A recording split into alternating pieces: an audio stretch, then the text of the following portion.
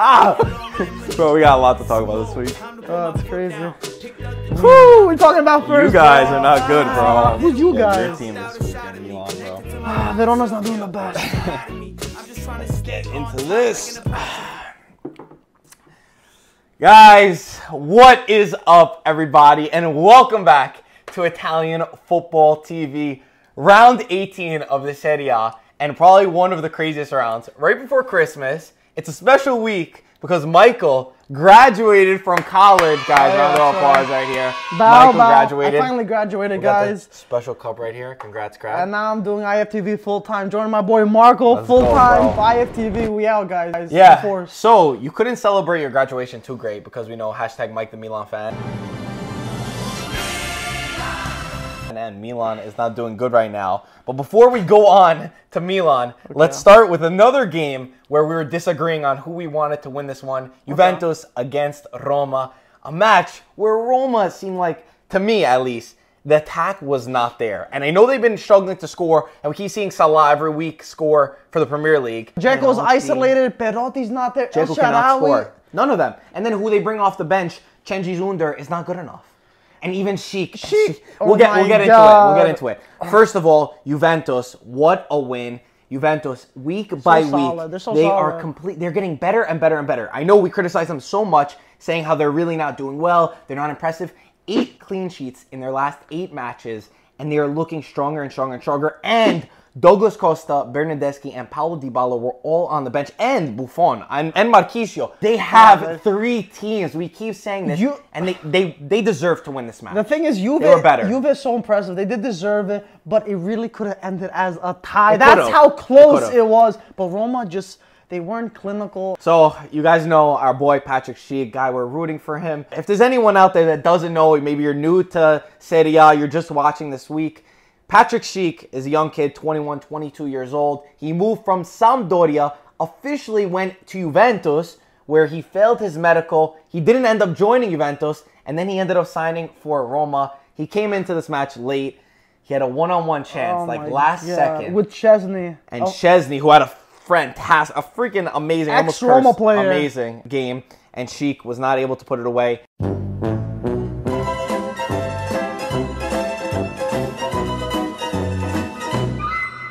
Allegri after the match, he was like, they asked him like, what were you thinking when Chico scored that? And he was just like, Madonna mia, oh my God, like I couldn't imagine. I think the key in this Juve, the defense is starting to play better and better. Benatia, he scored the goal, he celebrated. I know you were pretty pissed about that. Dude, that was a little too much. That was the club that put you on the map. This guy was running around shooting like crazy as if he scored the winning goal in the Champions League. Well, he did score the winning goal. But anyway, what I was going to say is Chiellini. Chiellini is so underappreciated because of how much work he does. There's a lot of dirty work. Unbelievable game. Alexandro came back. The Juventus midfield even looked good. The attack, like to have Mandzukic, Cuadrado, and Higuain was off. He couldn't freaking score for the life of him. Juve is way too good. Di Francesco said something after the match that I think was really important. He said, "We approached this game wrong. I need my team to have belief that they could beat a team like Juve." I think he said a stat that Roma has never beaten Juve at Juventus Stadium, at least in recent years. He said that, I need to transmit to my team that you need to believe that you could go there and win. And I think Roma didn't believe that they could win. They didn't have the confidence, and they're lacking goals. So I think that's all part of it. And I really respect Di Francesco for not complaining about something or putting this to the side. Like he says, he's like, listen, we screwed up. We didn't play the best game. And I think that's the way that you build. I think for Roma, Scudetto. I mean, it's early, but it's tough. They're lacking this. They're lacking like that final. They need that X factor, right? Yeah. Imagine Sheik scored that. Imagine he just took off his shirt and it was like, my heart's not the problem or something, tied it off. That would have been a great celebration. But anyway, we talked about this for a long time. Milan, Atalanta. Milan, Mike, Gattuso. I honestly feel I saw him walking away after the game, and I'm not a Milan fan. I should have been you. I wanted to cry. I felt so bad for Gattuso. Dude, after 2-0, he just exhaled in relief, looked down, and I feel so bad for him. Just shaked his head. He was like, "What am I gonna do?" And they had so many chances in this match, and I know Gattuso said after the match that maybe we were a little bit unlucky, But God, they're missing so much. Atalanta, I mean, amazing. Congrats to Atalanta. I don't want to try to take it away. But Milan had many chances that they could have scored. They're playing in the San Siro. They haven't been doing well lately. He started against freaking Benevento, and he got 1 point. And this, like, you need to be doing better. How can you explain this? I feel bad for Gattuso because he fell into this, and it wasn't his project, and now it looks like he's a scapegoat. But at the end of the day, it's not. Montella knows it wasn't him. Gattuso knows not him. This team, the dirigenti up top, they are being questioned right now. Fasone, Mirabelli, everyone that they signed. Gattuso after the match, he said something kind of controversial. We'll talk about it in a second. But the first thing he said is, "My team looks like they're scared. Like we crumble right when something goes wrong." And I think that's a perfect way to say for this Milan side, because there's no cohesion, there's no belief. And Milan are doing this against teams like Atalanta, like Benevento, like Crotone, whoever. And he also said, we need a miracle to get out of this. If your coach says you need a miracle to do something, dude, you're hired to do a job. And if someone says that, it's on you. One miracle. You're supposed to be doing the miracles over. You're not asking God for the miracles. Yeah, they do need a miracle. Listen, the thing is... That shows that he's almost giving up. The thing is, Milan's problem, in my opinion at least, and I said this before in the summer, I know we got hyped when they were signing all those players, but you signed a lot of players from Montella's system. Now you switch the coach. You didn't really believe in him. You signed these players for them who some might say are mediocre or this and that. But I think the real problem is not sticking to a plan. And that's looking at the guys up top. And I think a lot of people are starting to question Milan up top because technically they are in 12th place. Well, let us know what you think. Let us know about the miracle comment. Another one, and this was absolutely the most surprising game of the weekend. Everyone was talking about El Clasico, how good that was going to be. Sassuolo came away with a 1-0 win against Inter in a game that I cannot explain. Inter were flying high this entire season, unbeaten. They got that draw with Juventus, which it seems like made them go down a little bit. They lost to Udinese, first game that they lost of the season. And now, back-to-back, they lose against Sassuolo 1-0 in a match where they had a lot of chances. Dude, I don't know what to say. I understand if you lose to Juve, whatever, Napoli. They tied against both those teams. But you're gonna lose against these mid-table teams. I don't want to take away from Sassuolo because I hate to be, everyone knows those people on TV where you just talk about the big team and you're like, what they did wrong. But it did seem like a game that it was Inter who lost the game. And Sassuolo were pretty lucky. I think it was the first ball they sent it to the box, or the only chance, and Sassuolo put it in the back of the net. And Consiglio blocked Icardi's penalty at the end of the day. Yeah. So do they really deserve at least a point out of there? They do. I mean, for Sassuolo to hold off, you got to give them credit. You got to say, listen, they deserved it. They played great. For Inter, they gave them this game, and at least in my opinion. But they're still in third place, though. But, they still are in third place. And 2 defeats isn't that bad at all, but just consecutive, it looks bad. Plus how good they were playing in the beginning of the season. We've seen every single time we go through this period where we're like, Juve's in a crisis, Napoli's in a crisis, Roma's in a crisis. We love to say this crisis thing. And right now, it's true that a team goes through low phases. Oh, you're going to do good, you're going to do better. This is one of those moments. Spalletti, after the game, said they scored and we literally just couldn't respond, and we were bad at finishing the chances that we had. I think that's the only way to say this.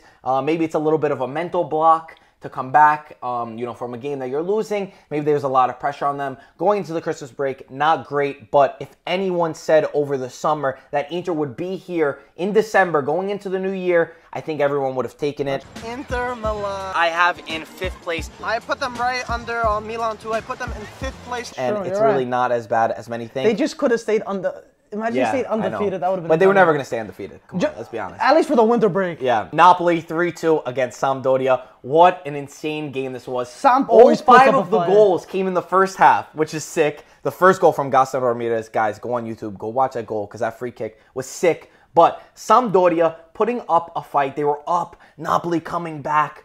Great thrill because we know they're 2 teams that play, in my opinion, pretty similar. Gianpaolo and Sadi remind me of each other.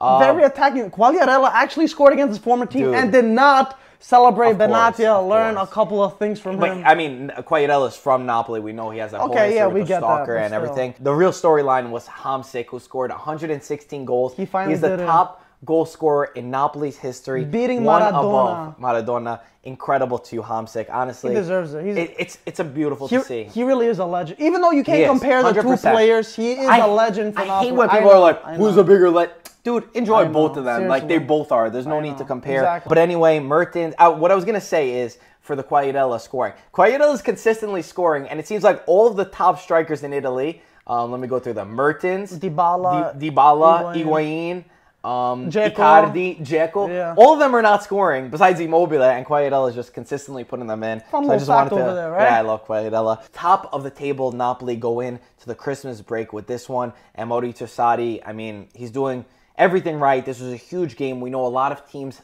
Juventus lost points to Sampdoria. They were beaten by them.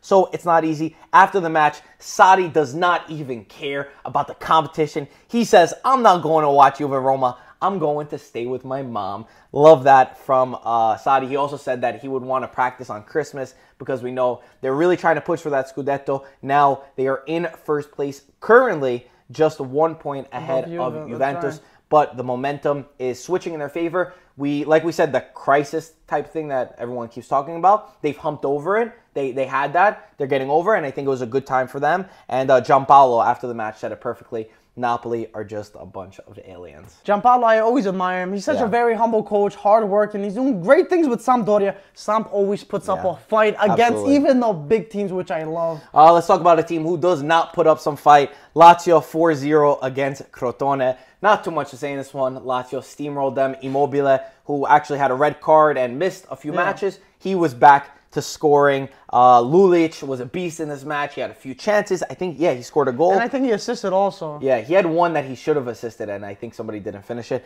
And Felipe Anderson got back on the scoring sheet. Not much to say in this one. Lazio steamrolled. Cagliari lost 1-0 to Fiorentina. Simeone and Chiesa are not scoring, but Mike, you've got an interesting fact, right, about Babacar? Babacar actually came off as a sub and scored the winning goal, but he said afterwards in a post-match interview and stuff, he said he's not happy coming off the bench. He wants to start, but Cholito Simeone is pretty good right now. Even though he might not be the most clinical, I think he's a great prospect for the future. And the thing about Babacar is he is, I don't know if you knew this, I had it written down, he's got the most goals as a sub in the Serie A. Wow, 4 goals. Super sub So, right there. he's a super sub, and he wants to be starting, and justifiably so. Spal 2-2 to Torino. Torino were up 2-0 in this match. Joke. A match where still Belotti can't get on the score sheet. He was inches wide multiple times in this match. Yeah. But when you see Spal putting up a fight against you and you could lose a 2-0 lead to them, you know something's wrong. They're so weak. They crumble. Another one, congrats to Oddo, who beat Hellas Verona 4-0. He has started his career really well with Udinese. His 4th win in a row in the Serie A. Crotone, Benevento, Inter, and then Hellas Verona. Not only is he doing enough to not get Udinese relegated, which I predicted last year, I got Udinese 18th place. But they're currently in 9th place. Absolutely sick. Love to see Oddo bounce back after that, like, tricky Pescara time, Very tricky. And he was, like, off season a little bit, didn't know what to do, but Udine is really treating him well over there. Last game, we'll talk about Genoa, 1-0 over Benevento. Another match where Benevento just fails to want to grab the points late into the game. Oh my God. 90-something minute. Penalty. Lapadula. We didn't see the replay of this penalty. I did watch a replay, but I couldn't tell. We heard that Pellegrini dove on this one, and VAR even checked it, and he didn't. And they didn't give it up. I still didn't see a good one because I couldn't find good highlights for this one. But Lapadula buried it, and Genoa got their first win home this season. That's pretty bad. Ridiculous. Genoa's in not, Serie A. I mean, Genoa's not. I wanted Rossi to come off the bench, but obviously he didn't make it. Guys, Serie A round 18 is over, and man, is the Serie A the most exciting league at the moment. Definitely the most competitive. Every other competition is up by like 9 or 10 points. The Serie A is dominating the competition right now. If you love the Serie A, send this to your friends who don't. Seriously. We are from New York. As many of you guys know, Brooklyn. Shout out to Brooklyn. And all of our friends are talking about El Clasico. And they're constantly talking about the Premier League. And while we respect that, you got to respect what the Serie A is doing. No one gives us respect. So send them this video so they could see how good and exciting the Serie A really is. Guys, jump in the comment section below. The IFTV is nothing unless the community and the Serie A is behind it and pushing. So we need to hear your opinions down below. As always, thank you so much for watching, and we'll talk to you soon. Ciao, ragazzi. All right, guys, so I'm just editing the new video and looking at old ones to include. Look at us just a year ago, and look where we are now. A beautiful studio with heating. Blessed. Blessed.